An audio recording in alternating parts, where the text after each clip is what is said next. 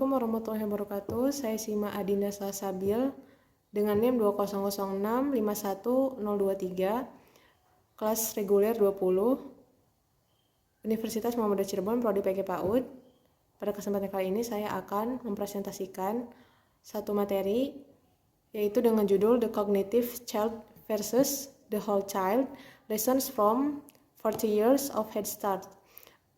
Saya akan menjelaskan sejarah singkat tentang terjadinya pertempuran antara Amerika dan Uni Soviet pada tahun 1950.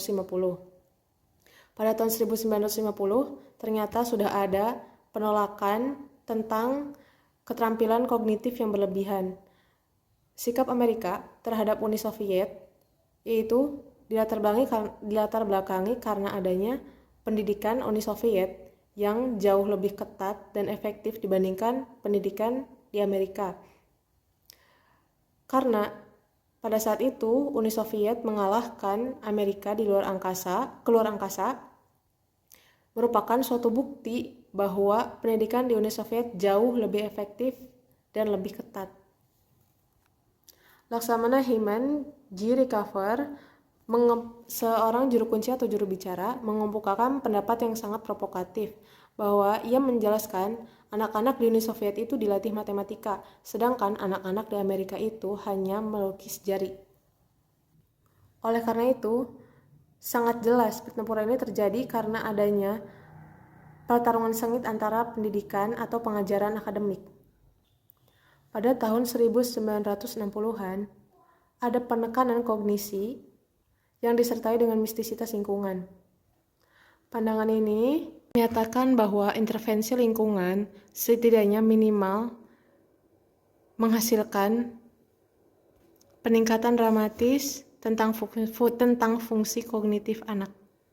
Argumen tersebut memicu kegilaan karena adanya perkembangan kognitif itu memaksa orang tua dan guru-guru untuk cepat-cepat mengajar anak sebanyak mungkin dan sedini mungkin.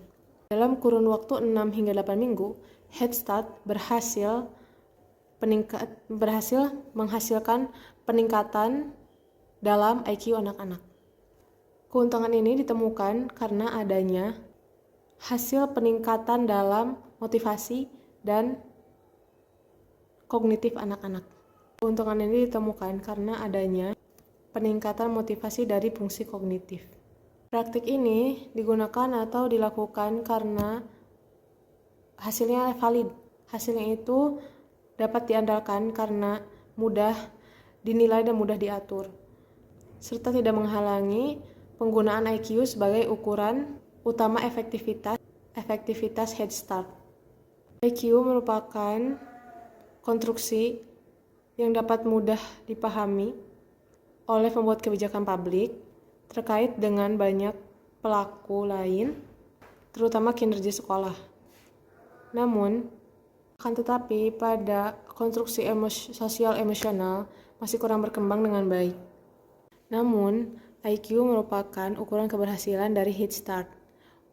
Akan tetapi, Westinghouse Learning Corporation dan Ohio University mengemukakan bahwa anak-anak Head Start gagal mempertahankan IQ-nya ketika mereka pindah sekolah. Jadi, ada beberapa pendapat bahwa Head Start ini tidak efektif. Namun, para peneliti memahami bahwa peningkatan IQ anak-anak ini dilatar belakangi oleh motivasi mereka juga. Misalnya, ketika mereka hendak ujian, mereka tidak takut pada apa yang akan diuji dan pada pengujinya. Awal tahun 1970-an, OECD atau Office of Child Development mengartikulasikan kompetensi sehari-hari sebagai tujuan Head Start. Mencakup ukuran variabel motivasi, emosional, kesehatan fisik, kesejahteraan, prestasi, dan kemampuan kognitif secara formal. Jadi, pada akhir tahun 1970-an hingga awal tahun 1980, lingkungan kognitif yang naif ini banyak ditolak. Ada beberapa buku dari David Elkind yang berpendapat bahwa anak-anak didorong terlalu keras dan terlalu dini untuk mengerjakan tugas-tugas intelektual. Dan dalam buku David L. Cain terdapat bahwa sosial emosional adalah yang paling berharga dan paling penting dalam pertumbuhan dan perkembangan anak.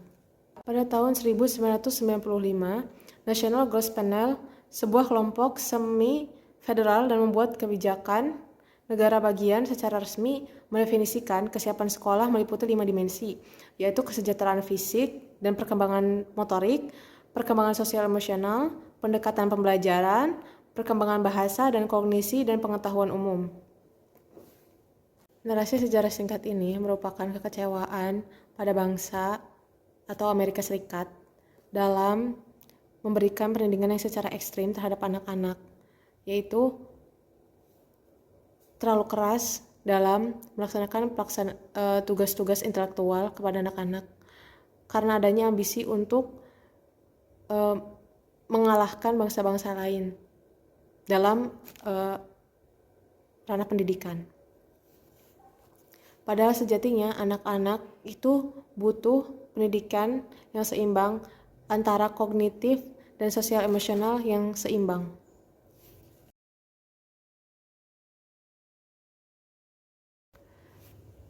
Sekian sedikit penjelasan tentang historical perspective dari saya, dan dilanjut the whole child approach atau pendekatan anak secara keseluruhan. Jadi pada bagian the whole child approach ini, pandangan the whole child tidak menyangkal sama sekali bahwa kognitif itu tidak penting. Kognitif itu juga penting, tetapi pada pengembangan sosial emosional itu lebih diutamakan. Karena prasyarat untuk mencapai literasi adalah kesehatan fisik yang baik. Jadi, ketika anak tidak memiliki kesehatan yang baik, maka dia tidak akan mengikuti pembelajaran yang sesuai, tidak akan bisa mengikuti pembelajaran dengan efektif. Karena gangguan fisik, anak dapat bolos sekolah, anak tidak bisa mengikuti pelajaran dengan baik, dia tidak akan bisa memahami materi-materi yang akan dibawa. Entah gitu sih, Ma. Dalam buku otoritatif From Neurons to Neighborhood, di mana para pakar menunjukkan bahwa pentingnya faktor sosial dan emosional. Sosial emosional ini sangat penting bagi perkembangan kognitif anak, karena sosial emosional ini mencangkup pada kontrol diri anak, baik di kelas maupun di luar kelas, baik dia ketika menghadapi gurunya dan menghadapi teman-temannya di sekolah, serta ketika ia mendengarkan penjelasan dari guru saat menjelaskan materi. Pada dasarnya semua ini adalah faktor non-kognitif, yang dimana ketika anak bermain, ia dapat bergilir, bekerja sama dengan baik, mengikuti aturan, dan mengatur perilaku satu sama lain. Bermain juga dapat memperoleh banyak keterampilan kognitif. Dan bermain juga bisa diarahkan oleh kedua orang tua dan oleh guru untuk mencapai suatu tujuan pendidikan tertentu. Dalam bermain, anak dapat belajar kosakata, keterampilan bahasa, konsep pemecahan masalah, pengambilan perspektif, keterampilan representasi, serta memori dan kreativitas. Misalnya ketika anak bernyanyi atau bermain peran, seperti itu. Bermain juga terbukti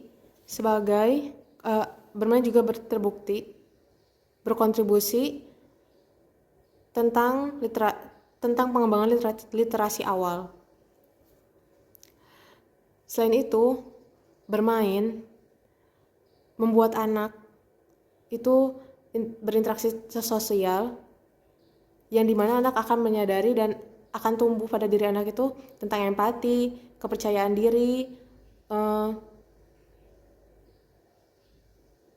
mengikuti peraturan permainan, dan lainnya. Terima kasih. Sekian penjelasan dari saya. Mohon maaf apabila ada kesalahan. Assalamualaikum warahmatullahi wabarakatuh.